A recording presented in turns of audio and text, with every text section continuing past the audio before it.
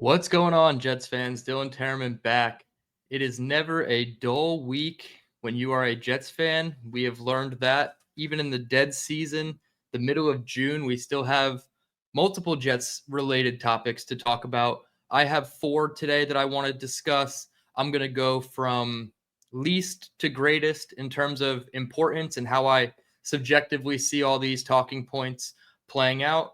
The first is Aaron Rodgers' comments that he made to Mark Schlereth of NFL Fox last year about the Jets' run game and offensive scheme. To be honest, I really don't care what this guy has to say anymore. He's not on our team. He's not our quarterback.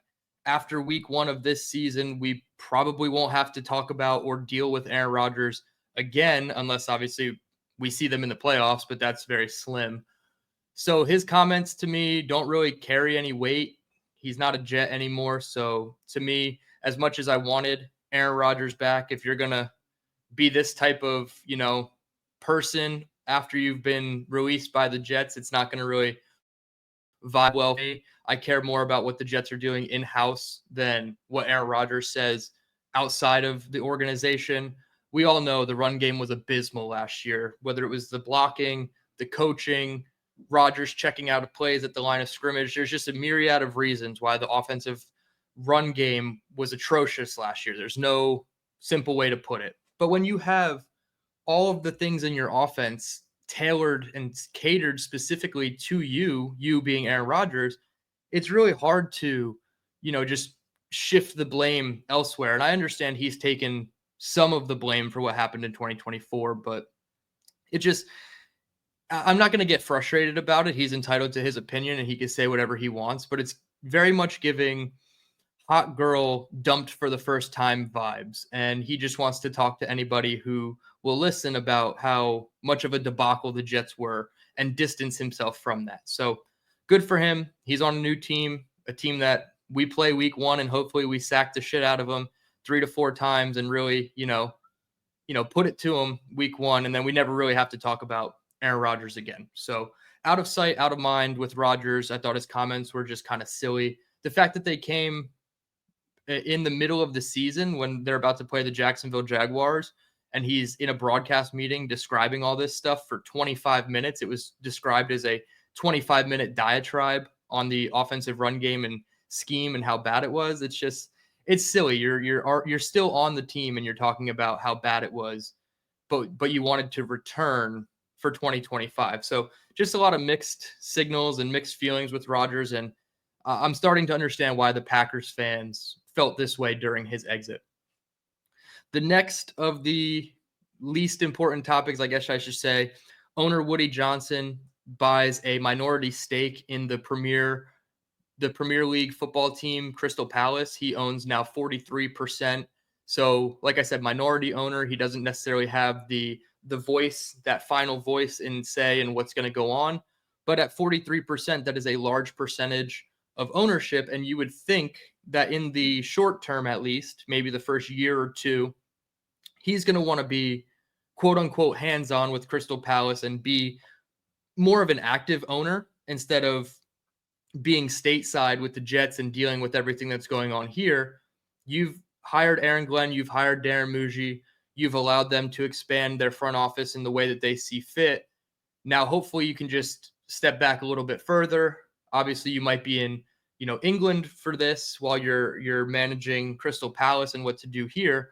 So my hope is that Woody Johnson is just a little bit less active day to day at One Jets Drive and allows Aaron Glenn and Darren Muji to really do what they came here to do, and that's fix this culture, fix this team, turn it around, and start stacking W's. So Woody now becomes an owner of a soccer club as well, minority stake, but let's hope day to day he can stay away from the meddling that we've seen the last 2 seasons, which in his, I guess, defense, I don't want to defend Woody really, but he keeps saying he never hired Saleh and Douglas. So now that he hired Glenn and Muji and it wasn't his brother while he was, playing the role of ambassador. So you would have to assume that he's going to allow Glenn and Muji the leash to do what they need to do to turn the Jets around. The third thing on the list is an update about Tight End University, a tight end event that is hosted every year, I believe, by George Kittle of the San Francisco 49ers. It's been going on for a couple years now. It's been growing in size. Rich Cimini of ESPN reported that 4 Jets tight ends will be in attendance, and it's really the top 4 on the depth chart. You have rookie Mason Taylor, Jeremy Rucker, Stone Smart, and Zach Kuntz. So really your top 4 guys. Maybe Andrew Beck would be included in a lot of people's lists. He'd certainly be in my list over Zach Kuntz in terms of depth chart and tight end on the team for 2025. But these 4 guys will be in attendance. Rich also notes that it will broadcast tomorrow on ESPN from 4 p.m. to 5 p.m. So if you want to watch a little bit of that and get a sneak peek at the tight end group, you're able to do that on ESPN tomorrow. And then I think the biggest topic of what I wanted to discuss today is the report also by Rich Cimini that came out on Saturday stating that Malachi Corley's roster spot is absolutely not guaranteed. He needs to improve as a route runner. He needs to improve his overall approach to the game, is how Rich described it. So to me, that says, yes, there could be some maturity concerns that fans aren't aware of at this point. Obviously, last year, minimal production, 3 catches, 16 yards, 2 rushes for 26 yards, and one of those rushes was an 18-yard would-be touchdown if he hadn't fumbled at the goal line, creating a touchback and a turnover for the Jets against the Houston Texans, a game they ended up winning, so everything was, kind of swept under the rug, but it's still a big wart on your rookie year. I had big hopes personally. I know the organization did, and that's something completely separate. The text messages between Saleh and Joe Douglas saying no matter what. I mean, it's just laughable at this point that they go and do all this and they barely get the guy on the field as it is. So I had a high hope personally for him. He was one of my favorite wide receivers in the class. I loved the trade up for Malachi Corley, excuse me. I think there is a role for him in this offense as the short to intermediate gadget type guy. I know Arian Smith is going to be more of your gadget, deep threat, take the top off the defense, but you don't really have a guy who's going to dominate in the short to intermediate. And I thought that's where Corley could produce most. So it seems like Aaron Glenn and the coaching staff have a role for him if he is able to play catch up, essentially. He's missed a majority of voluntary OTAs and the entirety of mandatory minicamp with an undisclosed injury. He was off to the side with trainers almost every single day of minicamp. He has since posted or reposted on Instagram videos of him working out at a facility not with the Jets, and that's his right during the summer break.